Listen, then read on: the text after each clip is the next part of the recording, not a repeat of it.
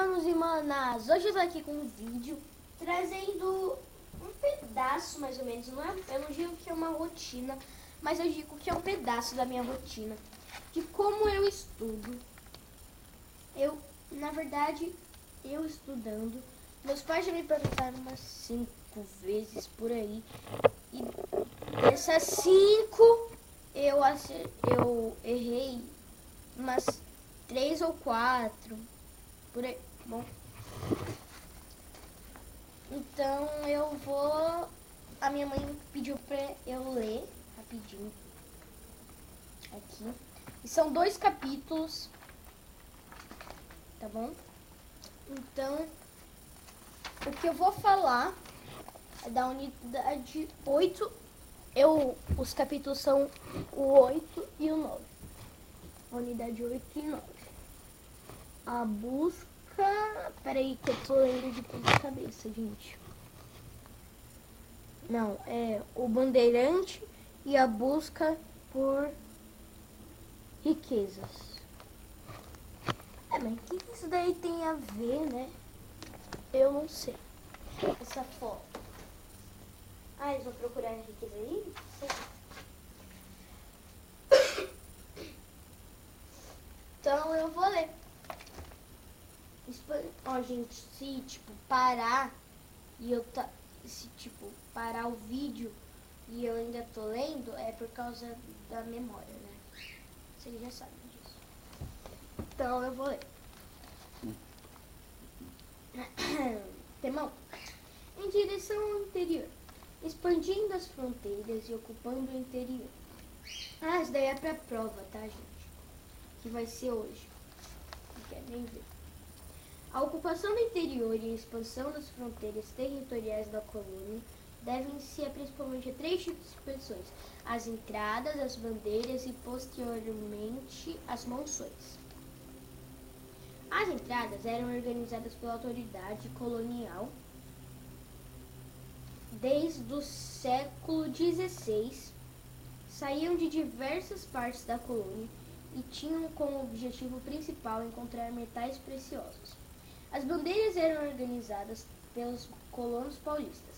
Elas surgiram do início do século XVII e se estenderam por todo o século XVIII. As monções foram organizadas por colonos durante o século XVIII.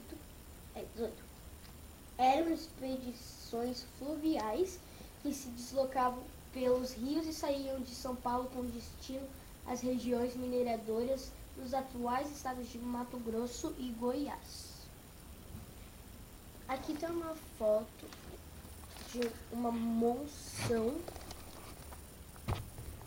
Uma das monções aqui. E eu li tudo isso daqui.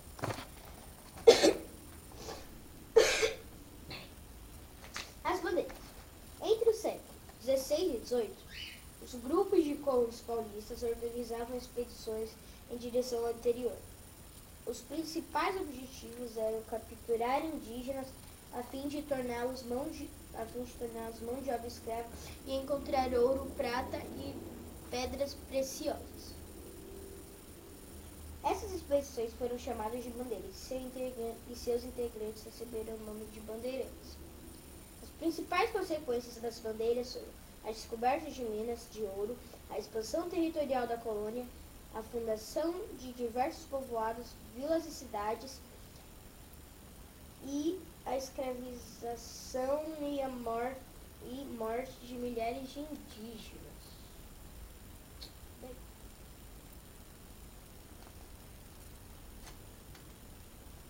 Aqui está aparecendo a partida da monção. Essa foto aqui, ó.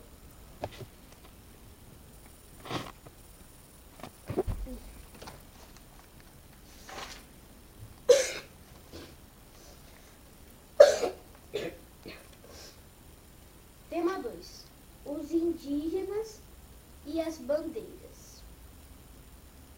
Os bandeirantes organizavam expedições sertão adentro para capturar indígenas, aprisioná-los e utilizá-los como escravos em diversas funções. Os colonos Também contavam com o apoio de aliados indígenas para ajudar na captura de povos inimigos. Muitos dos indígenas escravizados trabalhavam nas lavouras dos colonos bandeirantes, em serviços domésticos e nas bandeiras.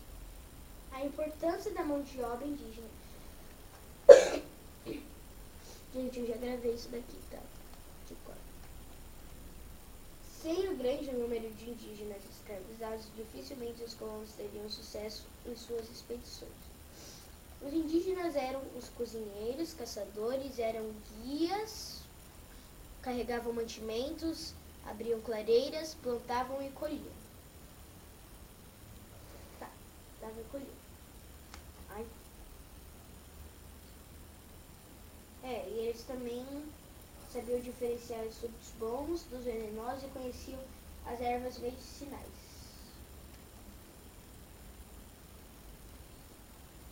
Além disso, ensinaram os bandeirantes a usar arco e flecha, arma leve e silenciosa, tanto para a cabeça como para a guerra. Muitos indígenas ficavam em clareiros no meio do caminho para plantar roças que seriam colhidas na volta ou deixadas para as próximas expedições que por ali passassem. Resistência.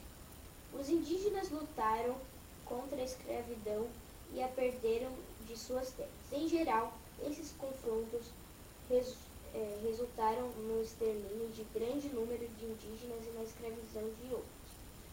No fim do século XVII, povos indígenas que resistiram à escravidão fugiram em direção ao interior, como a falta de mão de obra indígena para empregar nas lavouras e para vender para outras capitanias. Os bandeirantes se dirigiam cada vez mais em direção ao interior. Nossa, isso está parecendo assim.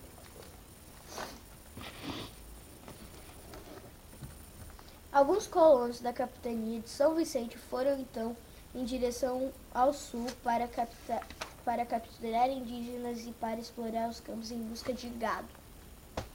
Tema 3. O cotidiano das bandeiras. Nossa, não tinha muita coisa pra mim. Os integrantes das bandeiras.